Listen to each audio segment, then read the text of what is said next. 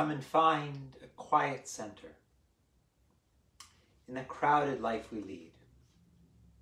Find the room for hope to enter. Find the frame where we are freed.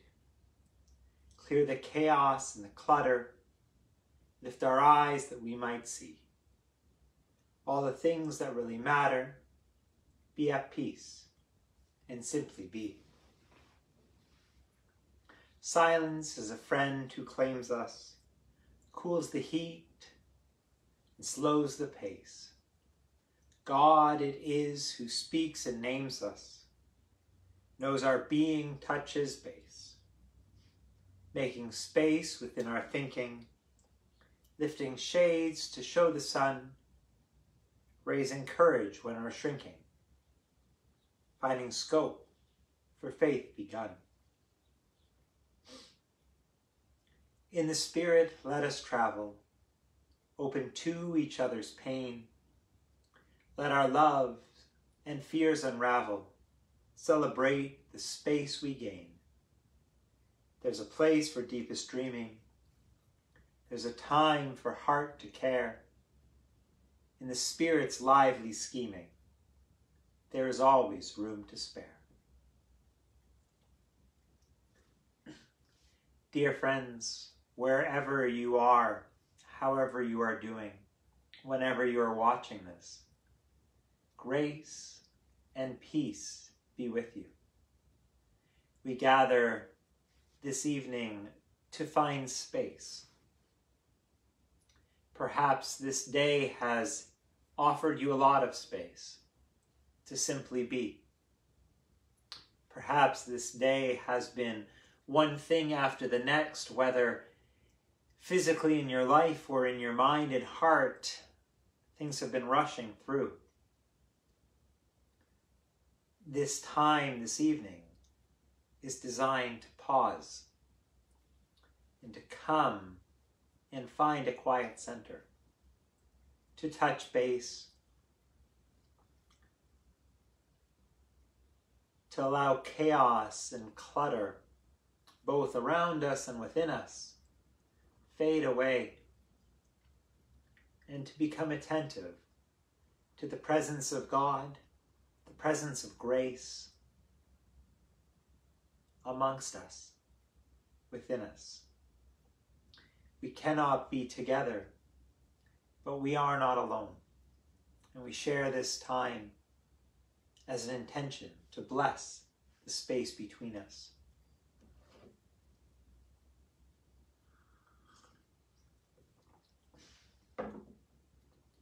I hope wherever you are, you're in a comfortable space. Maybe you have a candle burning. Maybe you have a favorite cup of tea. Let us know what's brewing, if you'd like, in the comments below. We will share this evening a practice, the daily examen, a chance to reflect prayerfully over our day, to become aware of moments of connection and moments of disconnection, and in so doing become aware of the presence of grace in our every moment. After that, we will share as we are able prayer requests that one another would have us lift up. If you have something you would like named in prayer, you are welcome to leave a comment, to share that with others.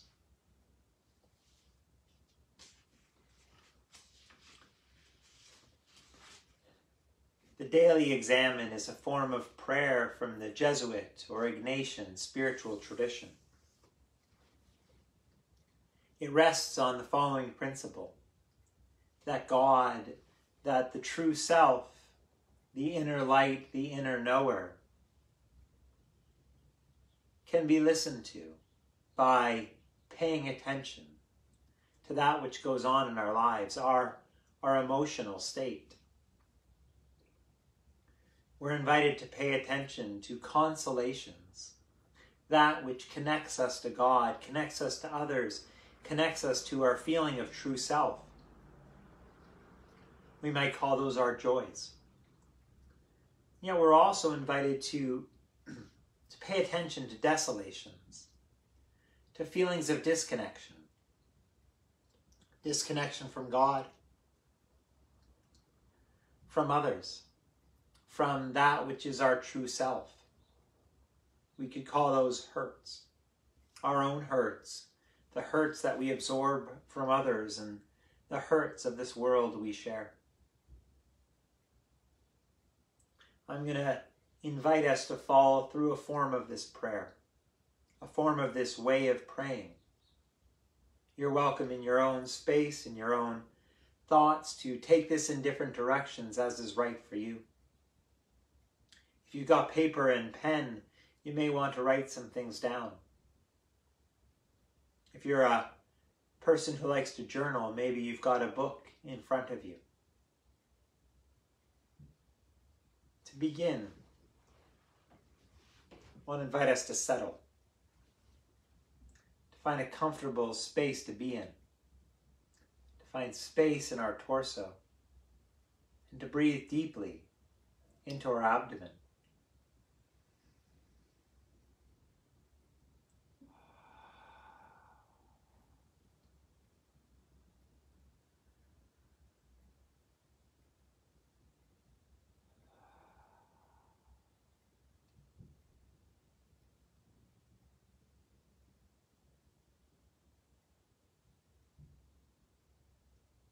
Like a rock, it settles itself into the mud, the bottom of a pond.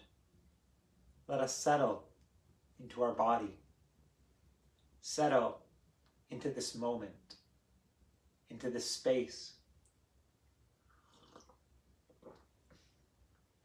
into the rest that we find ourselves in at this moment of our day.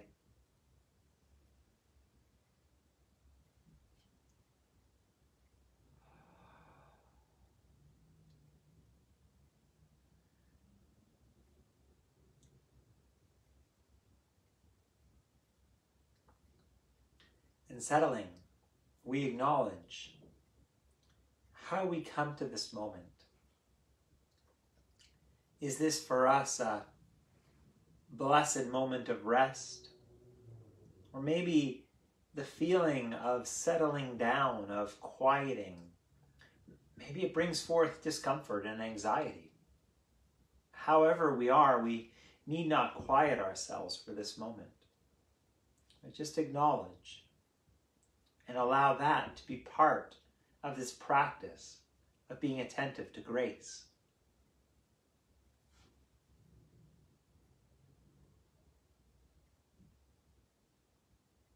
Having settled, having acknowledged how we come to this moment, we begin with intention. We open ourselves to light, to insight, to curiosity. We come with a faith that when we listen and pay attention, we encounter the divine. We encounter that which is true, that which connects us and draws us together.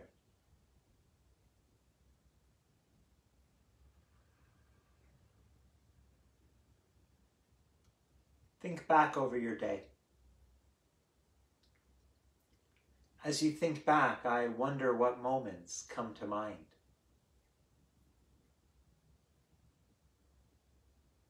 At this moment, we need not judge or analyze, but to simply pause and allow things to come from within, from our memories, forward into our attention.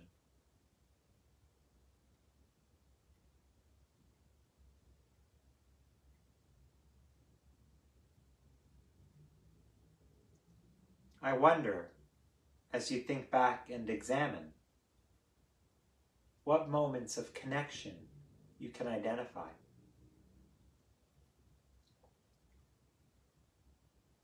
Where today did you feel most alive? Where today did you feel connected? Where today Did you feel a sense of belonging? Where today, did you feel a sense of excitement about what you were doing?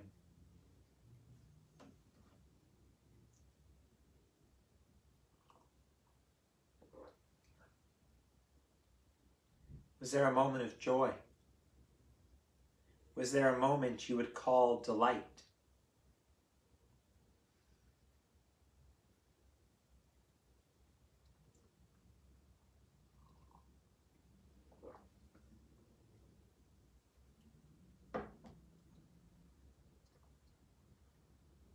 Having attended to consolations, to moments of connection, we pivot. We think what is sometimes harder. Were there moments that were hard today? Moments of disconnection, moments of discombobulation, of discord, discomfort. Were there moments of regret, of grief, even sadness? Were they moments that happened to you? Or were there moments of being attentive to the hurt of another, the hurt of our world? Again, our task is not to analyze. Our task is not to explain it, but to become aware of it. Is there a moment that our heart hurt for the pain around us?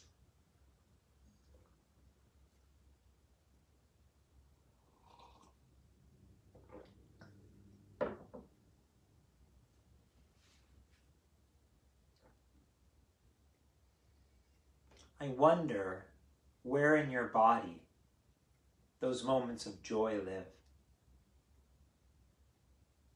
Is it a deep, fulfilling satisfaction, feeling in the abdomen perhaps?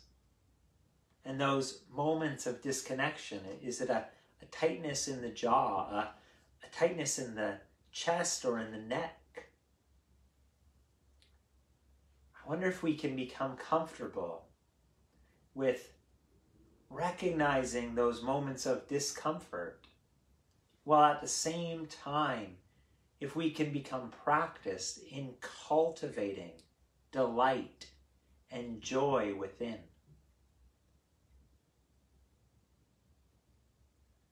The ancient Celts spoke of a cauldron of belonging being located in the gut, in the abdomen. The ancient Celts didn't have a word like neurochemistry, but today we know that serotonin, that hormone of connection, of belonging, 90% of it is produced in our gut. So perhaps those of us who have ancestors in the British Isles, they were on to something. Similarly, in the Jewish, the Hebrew, and the Christian scriptures written in Greek,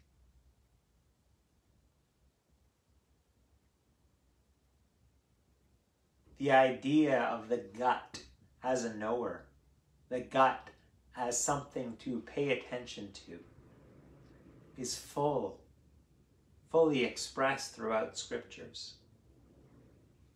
And so we feel and become used to naming where discomfort dwells. We become practiced in cultivating a feeling of belonging and joy within our bodies. Breathing deep.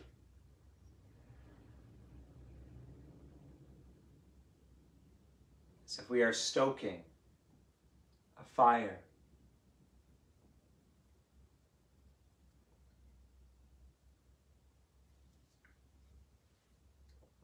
I wonder what you notice when you think back over your day. I wonder if there are commonalities between that which feels connective to you. I wonder if there are things you can observe about that which feels disconnecting.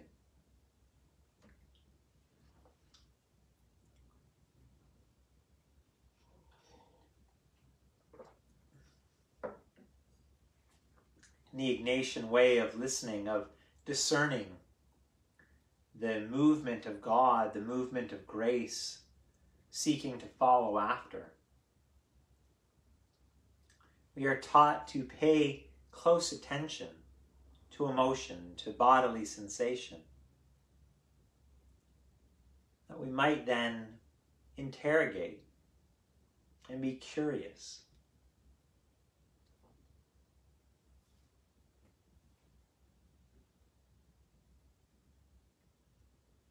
As we think again back over our day, may we receive these insights as grace. For grace is found in those delightful, beautiful, joy-filled moments. But the grace of insight, drawing us to our own hurt, drawing us in openness to the world's hurt, this is grace too. The great theologian Friedrich Buechner once wrote that where our great joy meets the world's great pain, there is the site of calling, the site of our calling to enter into the world to love and to serve. Let's hold these gifts of insight one more time as we breathe again together.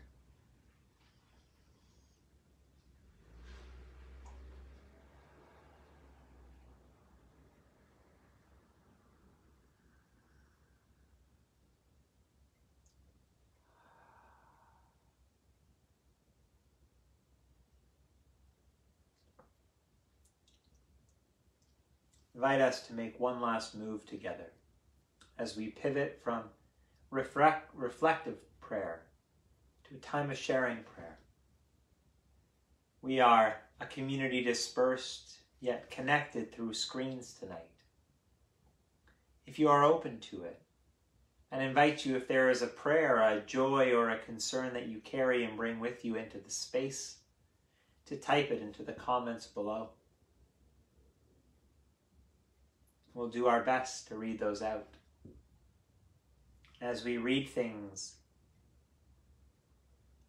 I will offer the phrase, "O God, in your mercy," and invite us wherever we are to respond, "Hear our prayer."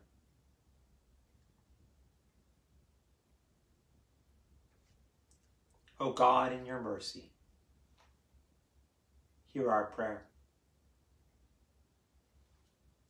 We pray for Dorothy in Grace Hospice. O God, in your mercy, hear our prayer. We offer prayers tonight for Sarah, Sean, and Joni. O God, in your mercy, hear our prayer.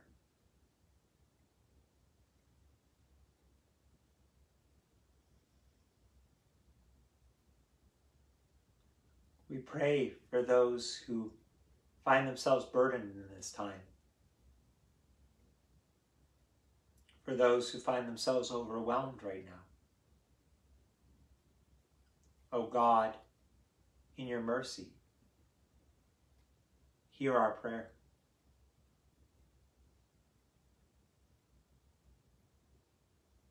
We share with Carol prayers of thanks for the commitment of the people who keep church going in these strange times. O God, in your mercy, hear our prayer. We pray for those who tend to the Peace Garden outside of Knox-Met.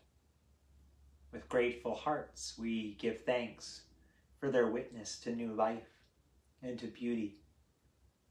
O God, in your mercy, hear our prayer. We pray for Valerie in hospital tonight. O God, in your mercy, hear our prayer.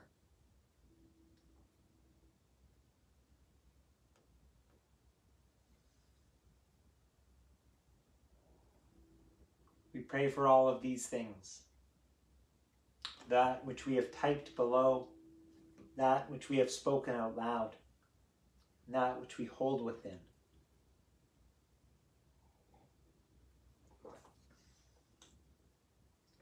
We continue, as we did on Sunday, to offer prayers with Tristan de Roche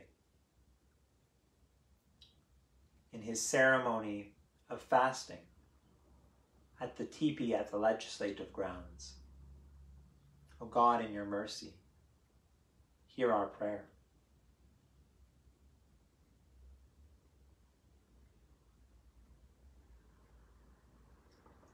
Bringing these, the spoken, the typed, and the unspoken together, let us end as we are able with the words of a new creed. We are not alone. We live in God's world. We believe in God, who has created and is creating, who has come in Jesus, Word made flesh, to reconcile and make new, who works in us and others by the Spirit. We trust in God. We are called to be the church, to celebrate God's presence, to live with respect in creation, to love and serve others, to seek justice and resist evil, to proclaim Jesus crucified and risen, our judge and our hope, in life, in death, in life beyond death. God is with us. We are not alone. Thanks be to God. Dear friends, again, wherever you are, however you are doing, whenever it is you're joining us, may grace and peace be with you. May you go forth from this time into the rest of sleep and into the promise of a new day tomorrow. Amen.